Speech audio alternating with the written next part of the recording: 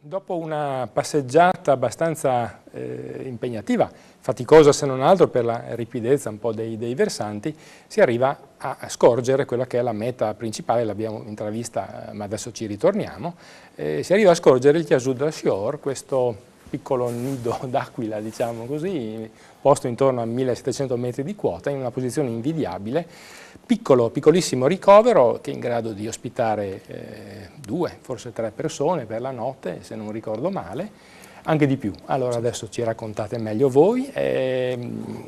Quindi qual è la storia, Ernesto, di questo piccolo ricovero? Come è nato? Questo Chiasù dal Sior, che è un toponimo che non siamo ancora riusciti a capire il significato, per essere sinceri, era nato appunto come ricovero per la guerra mondiale, della Grande Guerra sempre, ed è posizionato a 1730 metri ed è appena sotto la cima del Monte Vualt e fa da spartiacque tra la Val Alba e la Val Laupa. È stato ripristinato, incominciati i lavori negli anni 90-94 e pian piano sempre le persone, un po' è il collante della nostra compagnia, dico io, no? Che ci permette di stare un po' uniti in questa bella avventura che stiamo facendo appunto a questo Chiasù, e abbiamo dentro una stufa a legna.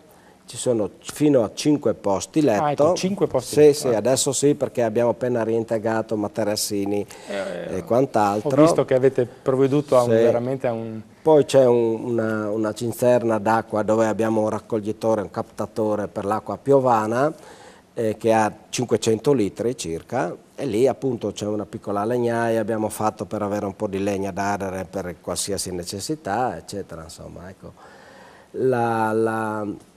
Il Chiasù è facilmente raggiungibile da diverse località, diversi sentieri. Abbiamo il principale da Dordolla, come dicevi. Dordolla, diciamo, partendo da Dordolla, dalla piazzetta e facendo la via del sentiero della Forchiadice, si sale sul monte Forchiadice appunto, che è diventato adesso anche sentiero CAI 422, e dalla Forchiadice si sale al Chiasù dal Sior. Oppure abbiamo sempre da Dordolla tramite la Loppe, oppure da Dordolla tramite la Forchia Vualt e poi sempre il discorso Crestis e Palis d'Arin, quello che abbiamo appena visto. Oppure, come avevamo visto prima, il ricovero del Vualt. Da lì si sale, invece di andare a destra verso la Crete dei Ruscei, si gira subito a sinistra e si arriva al Chiasù. E si arriva comunque, quindi tante vie. Tante altre vie, esatto. Tante vie. Qualche immagine dall'alto per vedere un po' com'è l'ambiente. Vedete, è un mondo, un grande circo franoso, quello che si trova proprio subito a nord. Ecco, queste sono immagini dell'interno, un interno come dire, piccolo ma dotato di ogni comfort, naturalmente nell'ambito di quello che è un ricovero non custodito, non gestito.